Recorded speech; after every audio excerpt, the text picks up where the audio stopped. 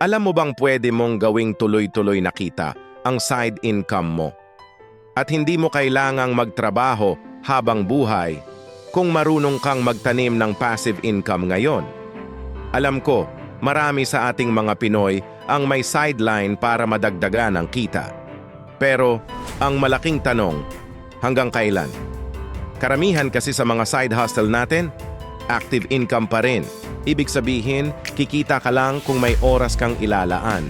Kung magtatrabaho ka, walang system, walang automation.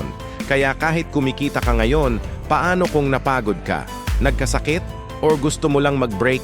Biglang balik sa zero ang kita. Sayang naman ang pagod. Pero may solusyon diyan. Ang sikreto ay gamitin ang kita mo sa side income para magtayo ng isang passive income system na patuloy nakikita para sa'yo kahit tulog ka. Interesado ka ba? Kung oo, narito ang 5 paraan para gawing passive income machine ang side income mo. Una, gumawa ka ng profit split system. Simple lang ito. Bawat kita mo sa side hustle, hatiin mo agad. Ang suggestion ko, 60% ay para sa ipon at investment. Ito yung pera na magtatrabaho para sa'yo. 30% naman ay para sa growth. Pwede mo itong gamitin pambili ng bagong gamit para sa business mo o pang-aral ng bagong skills. At yung natitirang 10%, yan ang para sa luho mo. Reward mo sa sarili mo. Ang mahalaga, unahin mo palagi ang 60% na pang-invest sa mga bagay na may long-term potential. Pangalawa, i-allocate mo yung 60% sa mga income-generating assets. Ano ang mga ito? Ito, yung mga bagay na nagpapasok ng pera sa bulsa mo nang hindi mo kailangang aktibong magtrabaho.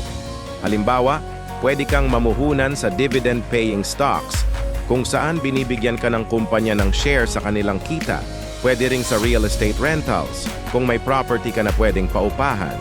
O kaya naman, gumawa ka ng digital products tulad ng e-books, online courses, or templates na isang beses mo lang gagawin pero pwedeng ibenta ng paulit-ulit. Pwede ring affiliate marketing kung saan kikita ka ng komisyon sa pag-promote ng produkto ng iba. Ang daming options. Pangatlo at napaka-importante nito, build systems, not more work. Ang goal natin ay maging mas malaya, hindi maging mas busy. Kung may online business ka, gumamit ka ng mga automation tools. Halimbawa, gamit ka ng social media schedulers para nakaprogram na ang posts mo for the whole week. Pwede ka ring mag-setup ng chatbots sa iyong page para automatikong sumagot sa mga tanong ng customer. Sa ganitong paraan, tuloy-tuloy ang takbo ng negosyo mo at ang pasok ng kita kahit na may iba kang ginagawa. Pang-apat, huwag mong kalimutang i-reinvest ang iyong earnings. Yung kinita mo mula sa iyong passive income streams, huwag mo munang gastusin lahat. Ibalik mo ulit sa investment. Ito ang tinatawag na compounding. Hayaan mong yung perang kinita mo ay kumita pa ng sarili niyang pera. Dito nagsisimulang lumago ng mabilis ang yaman mo dahil bawat piso ay nagtatrabaho na rin para sa'yo. Para kang may maliit na army ng pera na lumalaban para sa financial freedom mo. At ang panghuli, panglima, i-track at i-adjust mo ang iyong sistema. Hindi ito set it and forget it na strategy. Kailangan mo pa ring silipin. Siguro every 3 months, i-check mo ang performance ng iyong passive income streams. Alin ba yung malakas kumita? Alin yung mahina? Kung may hindi gumagana, huwag kang matakot na i-optimize ito o palitan ng ibang asset na mas mataas ang potential yield.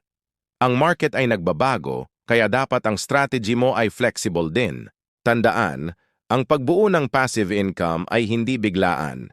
Ito ay parang pagtatanim ng puno. Kailangan ng pasensya at pag-aalaga. Pero kapag lumaki na ito, patuloy itong magbibigay sa iyo ng bunga nang hindi mo na kailangang bungkalin ang lupa araw-araw. Kung nakatulong sa iyo ang video na ito, sana ay i-like mo at i-share sa mga kaibigan mong may side hustle din. At abangan nyo ang susunod nating video dahil pag-uusapan natin ang paano bumuo ng isang 3-level income strategy na nagsasama-sama ng active, side at passive income. Kaya siguraduhing mag-follow at mag-subscribe ka na sa Money Smart PH. Dahil ang goal natin dito ay hindi lang kumita, kundi kumita habang natutulog. Maraming salamat sa panonood.